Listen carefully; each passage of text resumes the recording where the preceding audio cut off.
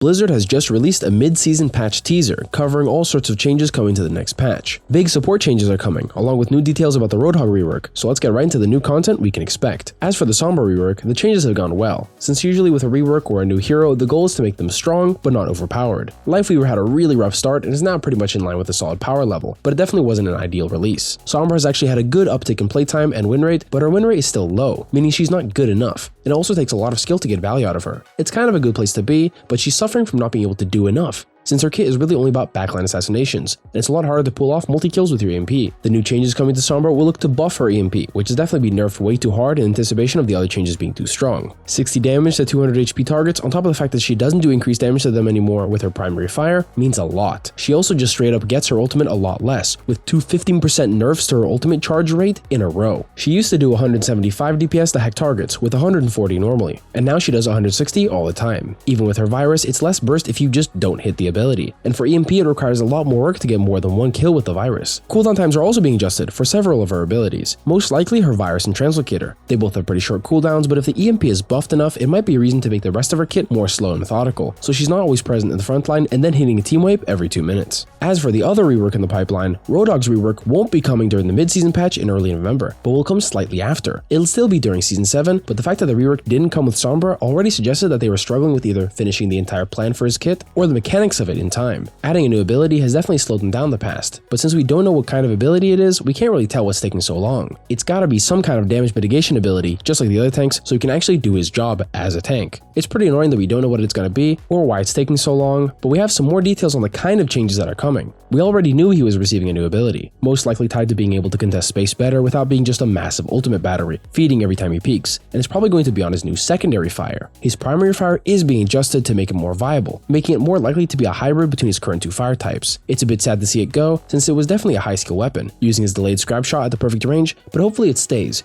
just reworked into how he always shoots. Because of this new primary fire adjustment, it's safe to say the new ability will be on a secondary fire, since his take a breather healing ability is still the same, and his hook is also untouched, although we can expect some adjustments to it to fit his new playstyle. But even though his take a breather is staying, it's confirmed that it will be going through some changes to further his rework. Right now it heals for 350 health, giving 50% damage reduction while the heal is happening, and gives you a 2.5 second 50% heal boost at the end. It's a lot of power creep, and a lot of buffs just to get his heal off, as the game has become way more damage heavy since its inception. But it's hard to say what kind of direction it will take, since more damage reduction just makes him way more annoying, and even the heal boost is pretty difficult to damage through. Being forced to play a stun hero to deal with him is pretty annoying as well, and he's one of the few heroes who has his weakness fully covered by another strong hero, in Kiriko, which is why he was played a lot earlier in Overwatch 2, just a little after release following the Jungle Queen nerfs. He can definitely be strong in the right circumstances, but hopefully these new changes will make him playable no matter what, and in a fun way where he can actually play strategically, rather than ratting around looking for picks or just being a massive meatbag in the front line. There are some other balance changes coming too, but first it's important to note that there are no changes at all coming to Orisa, who just received a small 5% damage resistance nerf to her Fortify. She's not being played as much, with Sigma being preferred in higher ranks and Reinhardt in the lower ones, but she's definitely still strong. For now, she's just as good and still the go-to counter for a lot of heroes, especially tanks, although her ultimate is a lot harder to pull off in the current meta, making her a lot weaker in big ult fights. With the new tank coming in Season 7, along with the Roadhog reworks coming soon, she'll probably be on the back burner for a while, along with efforts to make more of the lesser played tanks more viable, like we've seen with Ramattra and Wrecking Ball. Bastion changes also have seemed to slow, with the latest one being a hotfix removing his armor regeneration, but he's still a crazy strong hero with the right supports, and luckily for him, the right supports are the good ones, with Baptiste and Iliadi being solid picks on their own, along with their ability to make Bastion super durable and even amplify his damage or add on to it. But in the mid-season patch, we can expect a nerf to his turret form, but don't know what it's going to be yet.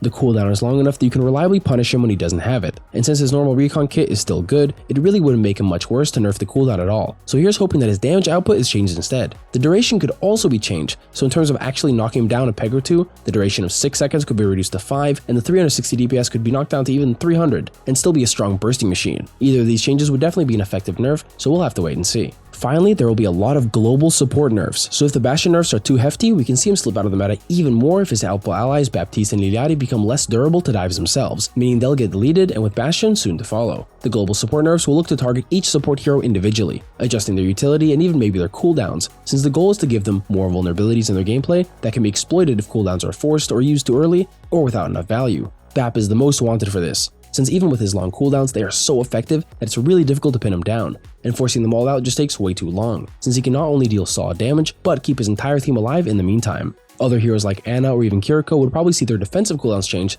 and make them easier to kill when they don't have those abilities, since just like Bap, they get a lot of value when they use them, and often are able to sit far enough from the fight, like Ana, or easily escape, like Kiriko, in order to have the space and time to get those cooldowns back and keep cycling. Dive heroes on their own are really hard to get value from, flankers and tanks alike, and you often need a full dive comp with a great flow of ultimates and a favorable map to get better of the bulky supports in the game right now, so it's definitely a good thing for the game to make them more viable and allow players to make plays by themselves more often by punishing supports. Even though Overwatch is a great team game, one of the worst feelings is feeling held back by your team.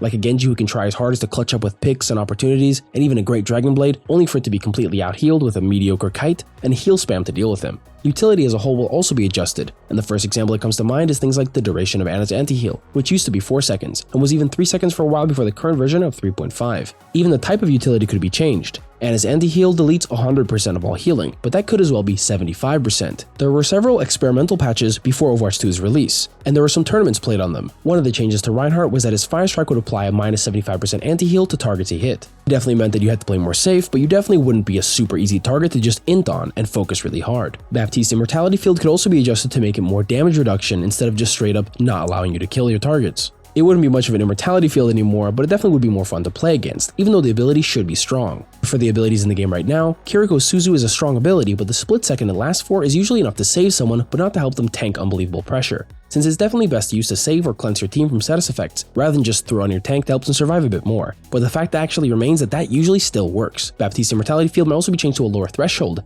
meaning it will keep you at a lower minimum HP when you're inside it. When this was in effect earlier in the game's history, it definitely made it a lot easier to follow up on players saved by the field, especially tanks who benefit way more from the higher health percent given by the ability. Along with the support passive changes that have definitely made an impact, supports will see a lot less insane survivability, and there will likely be a lot of things you'll have to do to adjust your playstyle as a support, to focus on staying alive, as more compositions that focus on assassinating supports will become more viable. Faster comps will definitely be played a lot more, but I can definitely see less variability in supports coming, where heroes like Ana, Iliari, or even Baptiste will become easier to assassinate, meaning more mobile and self-sustainable supports like Moira, Kiriko, and Lucio will be way more worth it. And along with them, more divey and rushy comps, rather than the more static ones. We also know that the patch will be roughly the same size as the initial Season 7 patch. The patch, including the Sombra rework, had 10 heroes being changed, with this next patch being similar and including a Bastion nerf in the Roadhog rework. Despite being deleted shortly after the mid-season patch, there are still around 8 heroes that will see changes. So not every support will be changed, and it might even be likely that only half of that number will see changes, but hopefully these nerfs will be more drastic to switch things up, since the game does benefit from more structured play every once in a while, instead of random support picks every game,